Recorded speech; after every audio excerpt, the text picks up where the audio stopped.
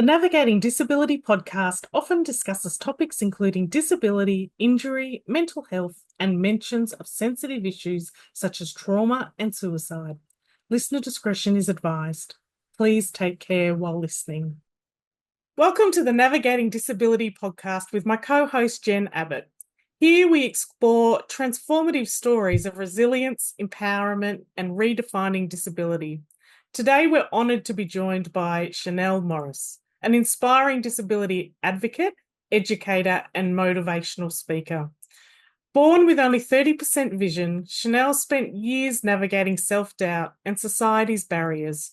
Her journey towards independence took a pivotal turn when at 24 she embarked on a solo trip to New Zealand, challenging perceptions and embracing new possibilities. Now she dedicates her work to helping others shift their mindset, break through limitations, and realise their full potential. Join us as we dive into Chanelle's story, her advocacy, and the lessons we can all learn about resilience and empowerment. Welcome, Chanelle. We are so honoured to have you here today. Thank you so much. That was a lovely introduction. Thank you. It's so good to be here. And I can't wait to see how the podcast goes and share my experience. So thank you. Tell me about your journey with disability. How did it start? So it's been a big journey, and at the age of 4 really was where it all began. I received a diagnosis, still no name to this day, so it's quite hard to explain, but at the age of 4, I was taken to the doctor because my family and I were going to go on a holiday and going on boats and things. So they wanted us to just get a general health check and make sure everything was okay. And that's where the doctor noticed something was wrong with my vision. And then we got sent to an optometrist. And then from there, basically, it all just skyrocketed. So after specialists and specialists getting lots of different opinions, basically, we were told at the start that I would go blind, but no one had ever seen the condition before. So after my parents dealt with receiving that, they decided to then get second opinions. And I'm glad that they did, because fast forward to now at 25, I do have 30% vision total, and I'm legally blind in one eye, but my vision has remained stable for my whole life.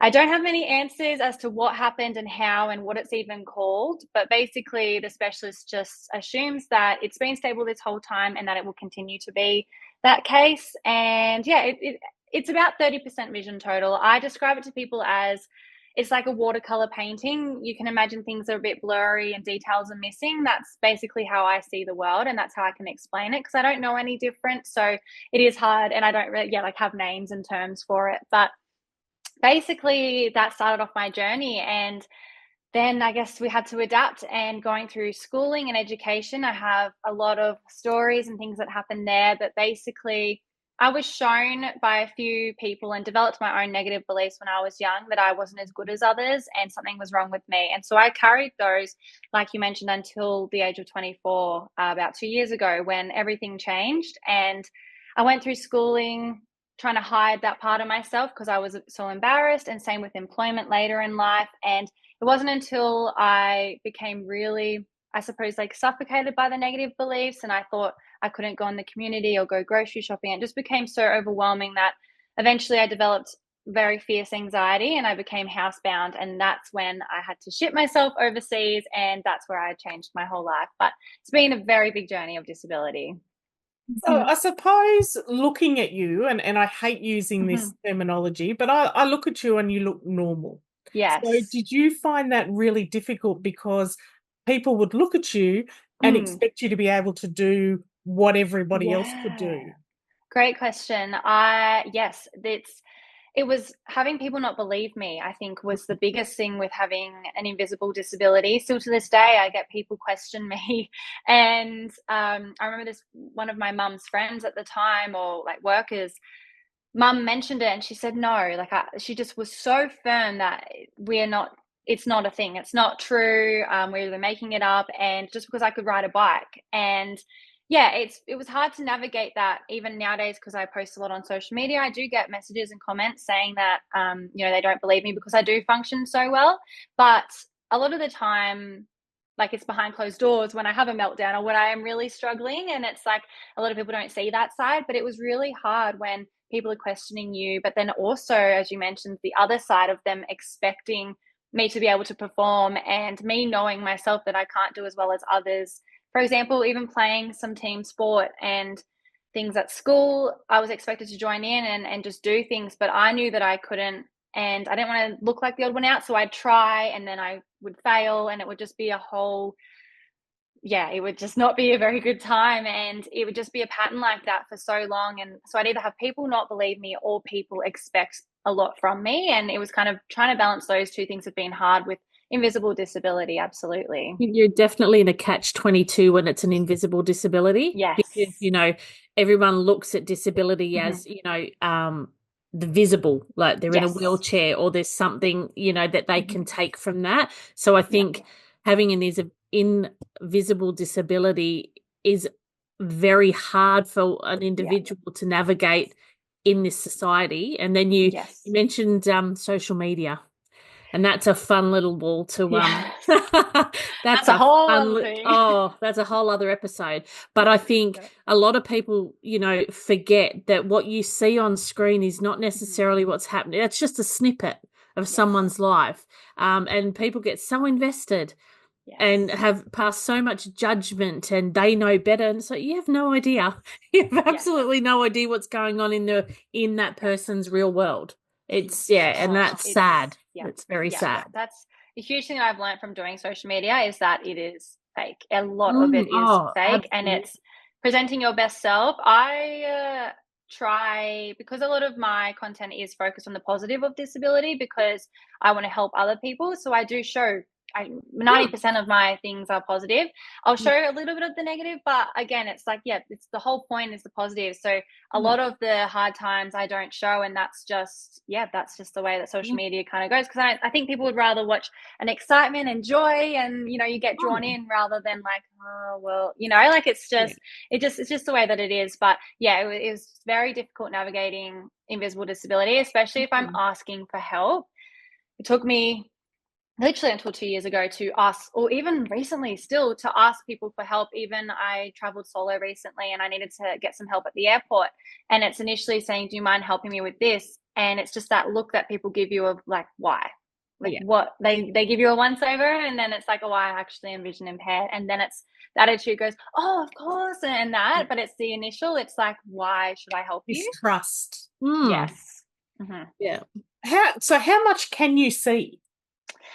So I I'm really affected with words and writing. So for me, like menus and everything like that, unless it's like this big, like font, like quite Mm. big, I need to zoom in or bring things closer to me. For some reason, whatever's happened to my eyes, it's affected my ability to read things. Objects I can see, but I miss the detail. So, say like a tree, I can see that there's a tree and I can see people and all that, but I can't see like either what type of tree or like what's the markings on it. And same with people, I can see that there might be a person, but I won't see either who it is until they're like a meter or less Mm. away from me, and I can't tell the gender and all like facial expressions, and it's just the details that I'm missing. But I can definitely see all like objects around me, and like for example, if I play golf, which I love, it's getting like a fluoro ball, and when that's in front of me, I can see the ball when it's in one space and I get that really fluoro color. So that I can see, but I can't see obviously as soon as it leaves the area where it goes or anything like that. So I just adapt in different ways. But yeah, menus and signs obviously, and restrooms and all that stuff, I really struggle with more reading words. So, how did that affect your schooling? What accommodations were you Yes. given, if any? Hmm. Yeah, so schooling was a massive part of my journey. And in the start, at the age of around 5 to 10, I was at a swimming carnival and I used to swim a lot. I loved it. I did swimming training, and I was on the diving block about to jump in, and all of a sudden the coach runs over and stops the race in front of the whole school, and they pull me off the diving block, walk me halfway down the pool, and they tell me to jump in there because it will make the race fair. Now, as such a young child, I even now I was just so embarrassed. I was I guess, stripped from my like autonomy, and I was disempowered, and I was just shown that I wasn't as good as others. So that experience, as well as a few others similar, being called out in front of class and introduced to the class that I have disability, just all of those things, I hated the way that I felt in that moment of just such embarrassment and that I wasn't going to fit in. And as a child and growing up, you want nothing more than to fit in at school, because that's when bullying comes in and isolation. And yeah, so I started off my experience with those stories. And so I carried them throughout even now. And so in education, I didn't want anyone to know. I didn't want my peers to know. I couldn't talk about my condition. Mum would let the teachers and the principal know just about my condition, but I was absolutely mortified. If anyone brought it up, I would shut it down. And I kind of went through education like that. And when it came to sitting in the classroom, I would sit in the back row with my friends because that's what the cool kids would do, but I wouldn't be able to read the board. But I just so desperately would rather fail the class than be seen as different. Yep. And I would ask my friends to read what it said. And I had a really good support network of friends who would help me. But again, if they started to read too loud or if people were looking, I'd just tell them to not worry about it, and I would just sit there. And that carried on for a long time. And I got offered to do some special exams, even the way they call that. Oh, and they would put us all in a big hall together and then call my name and a few others out over the speaker to go to a different room. And again, it was that feeling of that embarrassment, being shown that I'm different. So half the time I wouldn't accept the help and I'd just struggle just so I wasn't seen as different. So yeah, it was, I think it's in two parts. It's me with the experiences I went through. I just wanted to ignore that part of myself and I didn't want to ask for help. I didn't want anyone to know. But then on the other end, when it was made so obvious, I feel like there was a lot of different ways that it could have been gone about where it wasn't so obvious. And I think that could have been a better balance. But in the last 2 years of my schooling, I got a new school principal and he changed everything for me. He got me to meet with him every month to discuss what I needed. He put blinds in classrooms for me, painted the stairs, but discreetly, and no one ever knew. And that's the key word, right? Yes. It's discretion. Mm-hmm. It's don't Yes. point something out when it doesn't need to be pointed out. Yes. And that's key. Yeah. Yes, exactly. And going back to that swimming carnival, that's the thing. I knew I had low vision, but I didn't need the rest of the school also knowing that something was wrong. Because The then thing for is, weeks you and don't weeks. really need vision to swim. No. Yes. Like you know where you're going. So you could have you were probably quite capable of swimming exactly the same as everyone else. Yes. Yeah. So yeah, it was just being, just so different and feeling that embarrassment. I just knew I never wanted to feel that again. And even to this day, that's still one of my underlying, I guess, core beliefs where I'm still trying to, like, if I'm in public and I'm holding my phone too close to my face, because that's how I see it, I all of a sudden get aware and I hold it down because I'm like, what if people see? But it's like just, remembering it's okay. Like it's, you're not this big thing that you created when you were young. You're not that kid at the swimming pool anymore. So, but yeah, schooling was quite difficult, but all it takes is that one person to really sit me down and ask what I needed, not assume. That's my biggest message, is to just ask the person. What an amazing person to step into your life at that pinnacle point. Because especially it could have gone two different ways, right? Yes. You've had this was it a gentleman? Yes. This man has stepped into your life and helped you navigate things discreetly, or it could have gone completely the other way and isolated you even more. So what a savior. Yeah, I absolutely. hope you're still in touch with him. Yes, and he's still the principal at that school. So and you're right, and especially at that time, that was when year 11 and 12, the big exams. And if I hadn't have had that help, I don't know if I would have passed school. There's so many things that I just don't know that could have happened. So all it takes is just that one person. And it's been a big journey for education, but now that's why I'm trying to spread awareness and get into. That one teacher or principal made such a difference. Who else? I mean, your parents, I would assume, were an amazing support because they were going through it before you were even going through it, really, because you're somebody different. Who else, and what have they done that are, what people are really have changed your pathways? So even like family are so supportive as much as they can be in that moment. So really struggled to actually be able to talk about my condition with my family. I had mum blaming a lot of it on herself because we were told that it could have been a flu that attacked me when she was pregnant, but like we don't know. So part of her, and then as at the start, my parents were told when they received the diagnosis, how could you not pick this up? How could you not know this about your daughter? So my parents have dealt with that grief and that guilt, I think, for a long time. So being able to talk to mum about it, she would get really upset. And then I just learned over time that I might not do that because I'm upsetting her. And so my dad, he was then shove it down, like, don't talk about it, let's move on. So I had that. So a lot of the time I didn't really talk about my condition. I knew that they were there, they love me unconditionally and they support me, but I think as to the best of their ability, because sometimes if, you've got blame and guilt, it's just hard to then show up. And so yeah, it was that. But through that was my sister. So she's 4 years younger than me.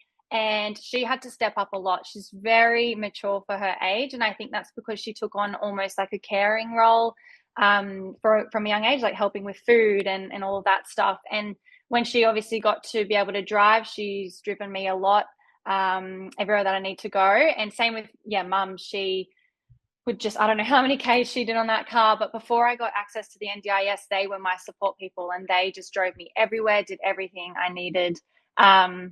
And then as well as that, I did have like some school friends that I still got to this day. And like in the classroom, for example, when I would sit at the back and I would struggle, one of my friends would say, let's sit at the front together. And then we'd go up the front together. And then I was okay because I was with someone else and they could see that I needed that and provided that for me. So that was really know lovely. About your diagnosis, your close friends? Yes. They knew. I'm sure looking back now, I think a lot of the students knew. I know that when I first went to the school, I had a teacher who told the class I was coming and told them all that I was blind and that I might need assistance with the stairs and things. So they were all, later on, I spoke to some of the students, like literally years later, and they said, we were expecting you to fall down the stairs. Like they didn't know what to expect. And I hated knowing that I was going to this class thinking it was a fresh start, but everyone already had this idea about me.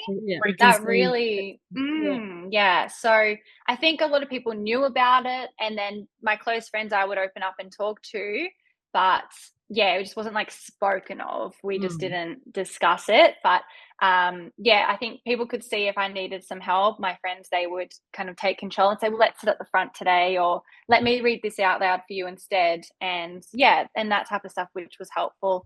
And then now later in my later years since school, it's having a great support network of friends as well as my family, and even like the online community now is just amazing. That the disability community online, it's been so healing to know that I'm not alone and that a lot of people experience this, and it's not so, I'm not different, I'm not the odd one out. So lots of support. And we hear that in pretty much every podcast we do. Yes. It is because it is isolating, and to broaden that community and know that you aren't alone it's liberating for most.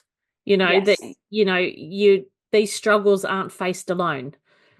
And it's really important for people to remember that, I think, because you lose sight of it, don't you? Sorry, said lose sight of it, and apologise. That's not what I meant. Excuse me. The other thing that we also hear a lot is that, yes, I may have a disability, but I have so many abilities that I can do. And I think what you've touched on before, that you really do have so much potential if you're given the right tools to reach it. If we're given a chance. What happened after school? So after school, I didn't really know what I was going to do with myself. I had gotten into university to study, I think it was like business at the time. I just didn't know. And all my parents are in business and family. So I just thought I'd do that. And at university, I struggled because the same thing, I didn't have that principal there anymore. So it was a whole new situation. But I went to one of the unis on the coast, and I didn't tell anyone again. And I really did struggle in the classes. I didn't know what was going on, and I really just didn't enjoy my time. I ended up moving universities to one a bit smaller, and I registered with the accessibility and inclusion at the university, and that again changed everything for me. So it's just showing me how much that, you know, those people really were helping if I obviously spoke up as well. So then they would send me the textbooks instead of like a printed version, they'd get an e-version for me and I could zoom in, or they'd send me the PowerPoints before the class so I could see it, or it didn't matter where I sat. So yeah, those things really changed that for me. And I ended up studying a Bachelor of Social Welfare, and I majored in disability and health because I've always wanted to help people. I just didn't really know how. And then once graduating, I was like, well, I don't actually know if I can work on the front line. I just think there will always be some barriers and I know I can overcome them, but I just didn't feel like that was meant for me. So that's when I just decided to just try and get any work that I could. For me, it's always been a goal to achieve some work, just to feel like I'm, I guess, normal, like to fit in and work like others. So I just would get anything I could. So I applied for a shoe store, which looking back was ridiculous, but I if I ever mentioned that I had a disability on my resume, I would never hear back. If I took it off, I might get an interview or a call, and then if I mentioned it at the interview, again, I would never hear. But if I just went with it, I would actually get the job. And yeah, I ended up getting this job in the shoe store, and I never mentioned my eyes, and I did like a trial. And I would never go through with it if I knew I couldn't do it. But everything on the trial, I was like, I can absolutely do this. And it was only a few months in that I realized that a lot of the shoes were stacked high above the shelves. And I asked my employer if I could just get up and down the ladder like more often, just to check if they're out there, or use my phone on the floor and just take a photo just to read the labels. To which she replied, if she had known, she would have never hired me. And so I didn't work for 2 years after that. I just think I was just destroyed. My confidence was stripped. And there was another one in just like a clothing store, which is quite popular today, and same thing, I mentioned it at the trial shift, and like I got the job and everything, and I did a trial with like 10 other people. It was a brand new store, and then that next day I was looking at the roster and I noticed my name wasn't on there. I rang and emailed and they just never got back to me again. It was just I just accepted that. It's absolutely disgraceful. And it's sad that it's still happening in this day and age. Yes, like, it is. I thought you think you've come so far, and education and everything, all the resources out there, but still people are so naive and so cruel, downright cruel. Yeah. And so that was, and then from that was maybe when I was 18, 19, and then for 2 years I was just done. I relied on Centrelink, and I just became, that was part of the, everything was becoming so much, leading to the breakdown, and just feeling like I was less than, because I just couldn't do these things and I was getting turned away, and people weren't giving me a chance to actually show, like you mentioned earlier, like all the strengths that I do have. And like if I mentioned it on my resume about my vision, they wouldn't look at all the other things I'd listed. It would just be that vision, and they would just go no. And no one gives you a chance, because there's so much fear around disability. They see that word and they're like, oh no, that's no, not for us. And that was really challenging in the employment space as well, with the confidence, like especially not having much confidence myself growing up, and through the education and everything, it was one knockback like that would just send me spiraling for a long time. So that's why I ended up in disability, because I felt like they accept me in this space at least. They understand the challenges that you faced and are still facing. So it's, again, your community. One thing that I heard you say before is you didn't want to ask for help because you didn't want to be different, yet you realise now that it's okay to ask for help, and when you do ask for help, you're actually empowered and you can achieve everything you want to achieve. So do you agree that that really was a change in mindset for you?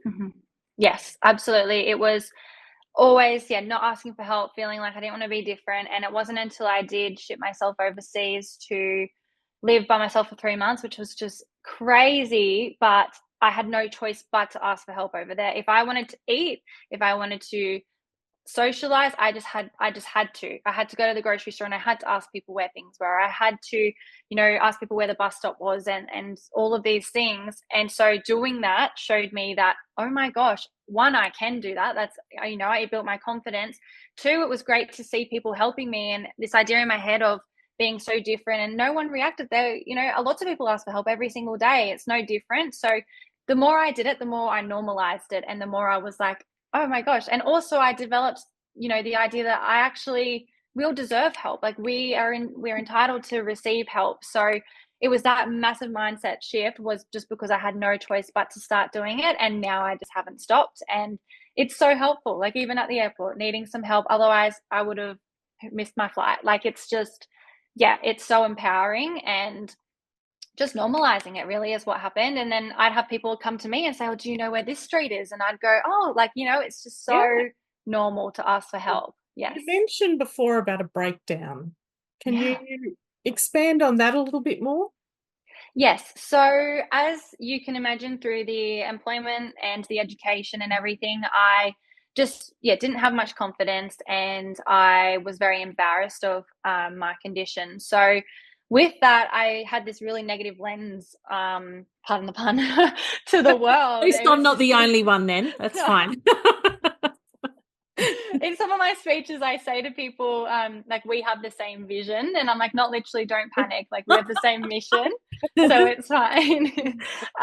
Yes. So I was really, had this negative lens, and everything seemed like such a mission, and as well as the barriers of disability, like the physical barriers, not being able to access places, or like the lighting was low, or the elevators weren't working, I couldn't read signs. And then going to Woolies and getting groceries, I can't read things, I don't know where they are. I wouldn't want to go and meet friends at restaurants because I couldn't read the menus, and I can't locate restrooms, so I was just uncomfortable. And it just became, that was just so overwhelming. Even going to the gym, I stopped going because I can't read the weights or the classes, I might not see the instructor. And just every single thing I found a like but for that I just couldn't do it. And eventually I became so overwhelmed with these thoughts, and I just became housebound. I didn't want to leave. Became very isolated, especially canceling plans with friends and that stuff. So from that, I lost my serious relationship at the time. And I think that's what really just sent me spiraling. Because having such low vision, I would look at people that I needed them to survive. They were like my support and my lifeline. So when I lost the relationship, it was like I lost this person and this support. And that really just woke me up, I think. I had to leave my 9 to 5, which I really loved, and that was in the disability space, because I couldn't function. I think I was stuck in fight or flight. I couldn't do the most basic of tasks, like sending an email, without panicking and needing to go to the bathroom and breathe. And it just became so much that I left the job, lost my relationship, and then I was like, what am I doing?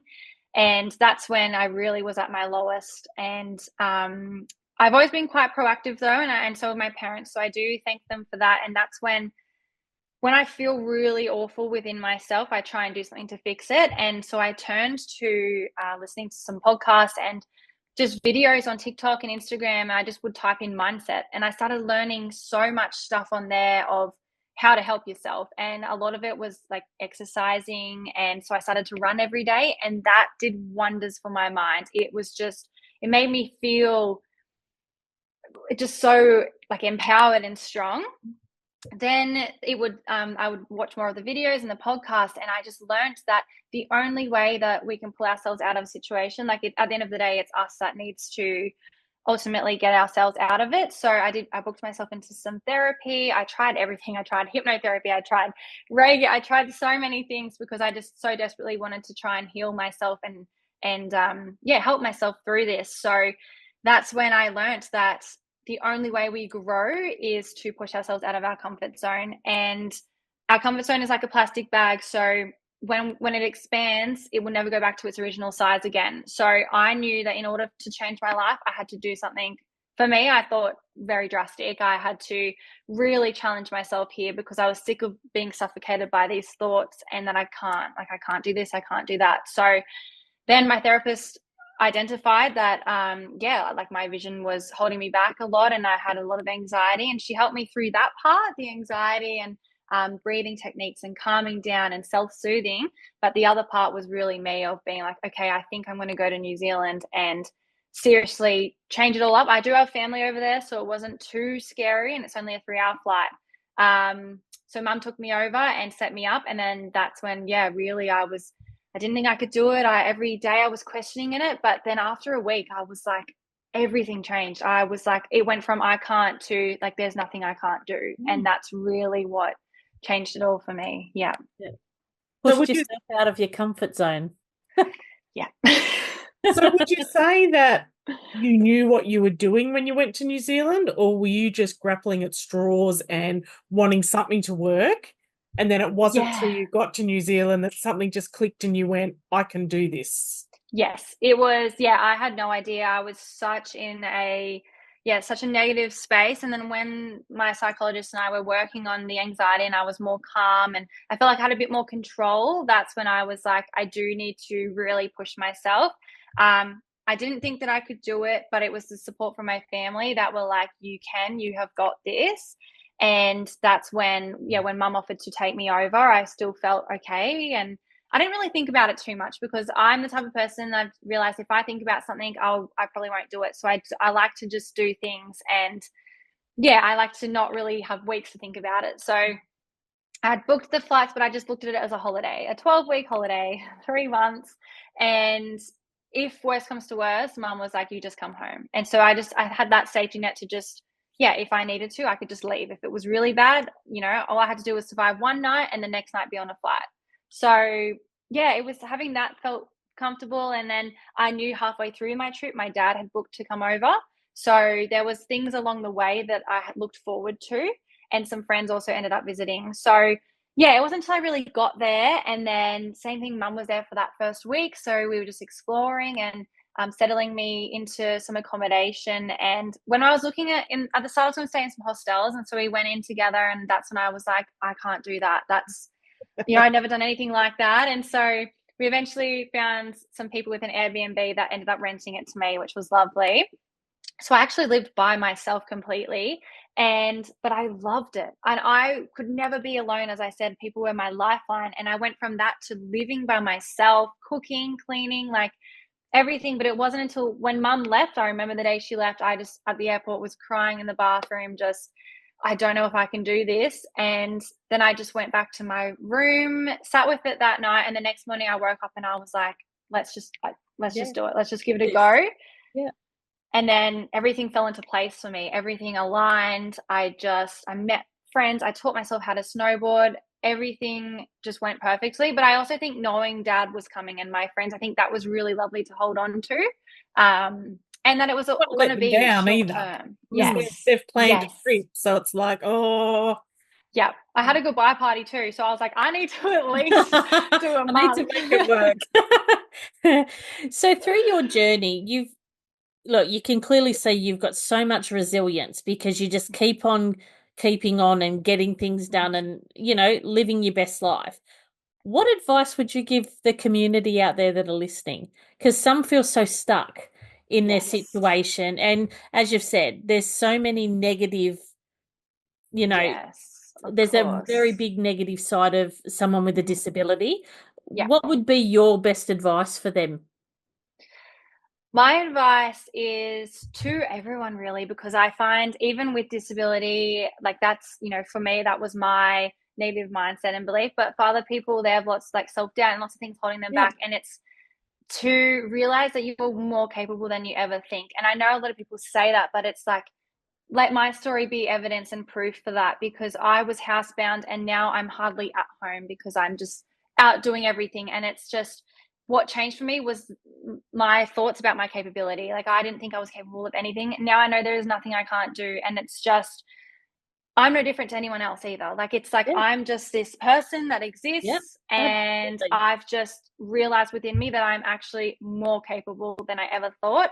And there is no difference between us. That why not think the same for you? And it's not until the way you get there though, if you are feeling so stuck, it's to do little bits every day to push yourself, like going for a walk on your own. Like that can be terrifying. I was terrified. Or going to get a coffee, sitting in a cafe, like these, you can do smaller things than that, even like making that phone call or just things like that. And then the more you do it, the more you realize you can not only just do that, but you can do much harder things as well. And that's what New Zealand taught me, because since New Zealand, I've done much harder things, and to think that I couldn't even leave my house, but it's knowing that you are absolutely capable and that I've done it and I was in that dark place. So it's possible. Yeah. Mm-hmm. I think it's all about self-love, right? Yes, it is. And being true to yourself and owning yourself, because and look, me as well, and Kate, we second our decisions, or and we shy away from things because we get scared. But what you've said is true for everyone. Just get out there and try. Just small things if it seems overwhelming, but you will realize that you are more capable than you ever thought. And then and same thing, like the more I started to share my journey, because I started in New Zealand, I started to vlog it, and the more I realized that a lot of people were out there feeling similar. But that to me built my confidence by opening up and being vulnerable and authentic. And I'm the happiest I've ever been, and that's because I am truly me. I'm not hiding that part anymore. I'm owning it, accepting it, showing up authentically, and that's the best that I can do. And I'll never look back and go, I could have tried harder. So love that so much. Yeah, it's amazing. And this will be one podcast I will show my teenage son. Because, no, just truly, because everything you've said, I think a lot of the teenagers these days really need to hear that.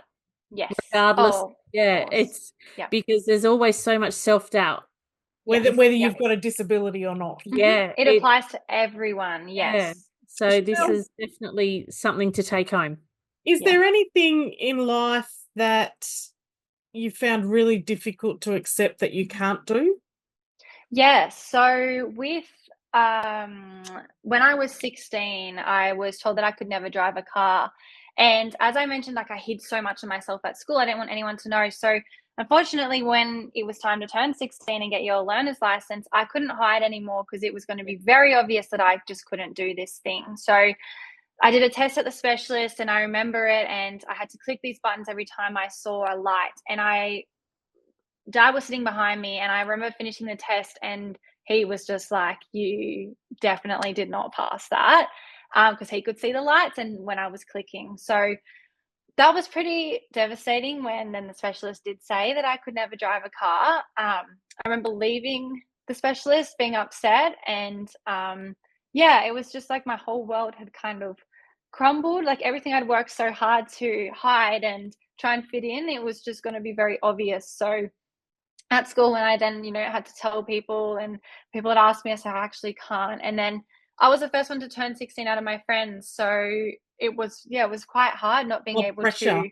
Yes. So, and then when they started getting their learners, it was to be happy for them. But also I was like really feeling like a failure on the inside. And so that was really difficult to navigate, and people would always offer to drive me, and that was so lovely, but it didn't take away that I can't do it myself feeling. And the independence, because that milestone that, every teenager thinks that they will achieve. Yes. So it was having that massive milestone, not being able to achieve it and seeing everyone else be able to do it. It just fed into those already existing beliefs of I'm different, I'm not capable. So that was really hard. And then a few years later, when my sister, who is 4 years younger, when she got hers, she was so excited, and I tried so hard to be for her, but I just really was, on the inside, it was really hard, and I felt sorry for her because I really wasn't happy. But it was just like having my younger sister, who I'm supposed to be, doing all these things before her. She's achieved that and I can't. That was also really difficult. So as you can see today, it's still raw, a big pain point. And it's just, it will always be that thing, because I think because I am so I can do anything, that's one thing I actually can't. Like that's something I've been told I'm never allowed to do. Now, in saying that, I do know how to drive because I can't hear the word no. Just like out like on the sand or like out back and things, I've learned how to because I was determined to not be told no. So that was really also great to know that, it's when I actually can do it, but I just legally am not allowed to. But it does impact me every day, obviously trying to get to appointments and relying on other people and turning up late. And it's an ongoing battle. I joined a gym recently, and I need to be able to allow half an hour to walk there or get driven. And I'm already exhausted from walking there, doing the gym and walking home. So it's just little things like that that I think a lot of people don't think about, that it can be quite challenging to navigate. And even, there's also a cost implication as well, because yes, if whether it's time or whether it's money yes, to get yes, Ubers or support work yeah, or support whatever, workers, every yes. day other people don't have those. Yes, exactly. And yeah, so it's that, and then there is a lot of pain and challenges that come with that. But I think the way that I move myself through it is I do let myself feel it, and I like let it come up, and I just talk it through. I say it doesn't actually mean anything less about you, because that's like everything that I've gone through. If someone was rude towards me, or if I failed to play tennis, I missed the ball and things like that. It's not a reflection of me. It's just a situation that I have no control over. And that kind of brings me some calmness. And then also I look at it as, with no car, I actually am not needing to pay for petrol. I'm not needing to get insurance. And I just try and find all the positives if I right can. there. Well, that is a Yes. definite blessing, because Yeah. it's astronomical Yes, I at the see. moment. Yeah, my sister goes through it, and she's like, "Oh my gosh, I have this bill," and even like fines and just so much things that it's like I do avoid all of that, and I have now found my independence in my solo traveling, and so that gave me what I think driving might have. And now I know that I am absolutely more than capable, but I still do each day have a little hiccup with if someone's late to pick me up and I miss a meeting and those things. It's hard to not have that thought of like, if I could just get in the car myself, I'm sure I would have made it, and that thing, like, that's a bit difficult. But again, it's just coming back to that, I don't have control, and I just need to pivot and look at some kind of positive. So yeah. What does the future hold for Chanelle moving forward? Oh, that's an exciting question. I think I love to just like dream big, and I'm honestly like, who knows? Because for me, I have so many goals and plans, and at the moment, I'm establishing myself as a public speaker and an advocate, and I'm trying to grow my social media and become the person that I never had, to be able to post a video, or for someone to hear a speech that I would have loved when I was younger. That's just fulfilling my purpose. So I think down the track, I'm aiming to, make this full time and really step into this space and develop my own workshops and mindset, experiences and all of those things. So I've got lots of plans opening up. I've just signed an ambassador deal for a social media app for people with disability, and there's a lot on the way, which is exciting, and hopefully I can make this a full-time thing and really just try and help those that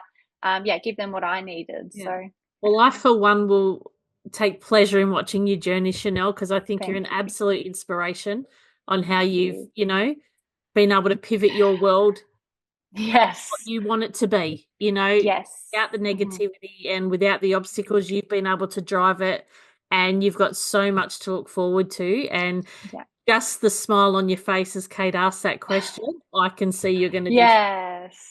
Thank you. And that's the whole purpose of this podcast, is to give people hope and inspiration and realize that everyone can do it if they want to, if they've got the right accommodations and the right help. You just need to believe. You just need to believe in yourself and take one day at a time. Yeah, it is. It all starts with that self-belief, because you look at other people like millionaires or like people that have made it, and a lot of them came from nothing. So it's all about your mindset and your belief in yourself. We've loved speaking with you today, Chanelle. Thank you so much. We will have all your information available for people to contact you if they want to. Okay. We've loved talking to you. Thank you so much, and please keep in contact. Thank you. I appreciate the opportunity, and it was lovely to meet you as well. Likewise. Take care, Chanelle. Bye.